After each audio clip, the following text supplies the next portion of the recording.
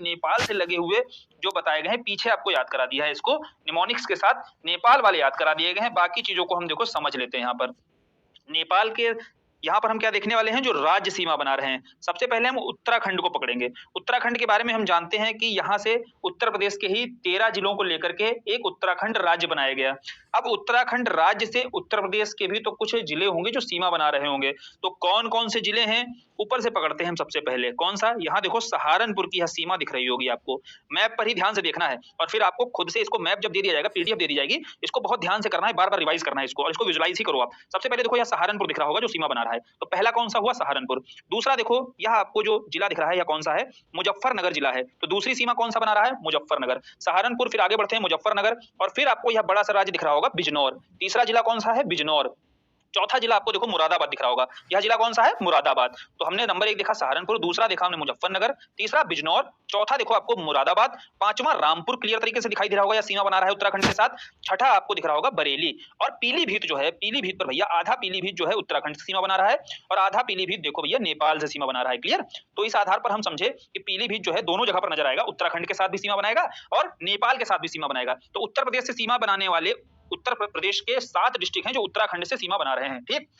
आगे बढ़ते हैं, फिर हिमाचल प्रदेश पर आते हैं। तो हिमाचल प्रदेश में केवल सहारनपुर डिस्ट्रिक्ट है, चुन्नू से एकदम सीमा बना रहा है। तो सबसे छोटी सीमा पूछा जाता है, कौन बनाता है? तो सबसे छोटी सीमा एक तो सहारनपुर हिमाचल प्रदेश के साथ बनाता है। दूसरा देखो राज्य हो गया, तीसरा राज्य आता है हरियाणा। तो हरियाणा में समझेंगे एक-एक डिस्ट्रिक्ट उठाएंगे कैसे सीमा बना रहा है हरियाणा।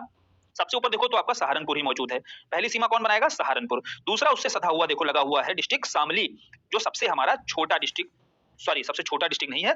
फिर हमारा सीमा कौन सा बना रहा है? शामली बना रहा है। तीसरा कौन सा है भाई? तीसरा आपका देखिए बागपत है। क्लियर? सबसे ऊपर कौन सा है? सहारनपुर, दूसरा है शामली, तीसरा देखो आपको बागपत दिख रहा होगा। चौथा आगे बढ़ेंगे तो यहाँ गाजियाबाद, ध्यान रखना, यहाँ पर बहुत ध्यान से सुनना। हरियाणा से आपका यह गाजियाबाद सीमा नहीं बनाएगा। क्यों नहीं बनाएगा? क्योंकि यह दिल्ली भैया छोड़ता ही नहीं है इसको। दिल्ली ही पूरे गाजियाबाद से सीमा बनाता है। क्लियर? बीच में देखो यह दिल्ली मौजूद है और यह दिल्ली ही पूरी तरीके से गाजियाबाद से सीमा बनाएगा और कुछ गौतम बुद्धा नगर अर्थात नोएडा का क्षेत्र भी है जहां सीमा बनाएगा, लेकिन कुछ भाग देखो छूट जाएगा गौतम बुद्धा नगर का। तो गौतम बुद्धा नगर भी चौथा आपका डिस्ट्रिक्ट है जिससे हरियाणा सीमा बनाएगा। पांचवा कौन सा है? देखो यह छोटी सी सीमा दिख रही होगी इस अलीगढ़ की, छोटी सी सीमा दिखी अलीगढ़ की, यह भी हरियाणा से देखो सीमा बनाएगी। और फिर आगे बढ़ेंगे तो आपको मथुरा से भी सीमा बनाता है हरियाणा। तो यह 6 आपको डिस्ट्रिक्ट उत्तर प्रदेश के दिखाई दिए जो हरियाणा से सीमा बना रहे हैं। फिर आगे बढ़े तो मथुरा और आगरा से सीमा बना रहा है राजस्थान, यह क्लियर तरीके से दिखाई दिया होगा। फिर एमपी पर आते हैं। एमपी देखो दक्षिण में मौजूद है और सबसे लंबी सीमा बनाता है उत्तर प्रदेश राज्य के साथ। और यहां पर आप जानेंगे कि उत्तर प्रदेश के 11 डिस्ट्रिक्ट जो हैं, उत्तर प्रदेश के 11 डिस्ट्रिक्ट मध्य प्रदेश से सीमा बनाते हैं। एक-एक करके इसको देखते हैं मैप पर। सबसे पहले देखो आगरा है,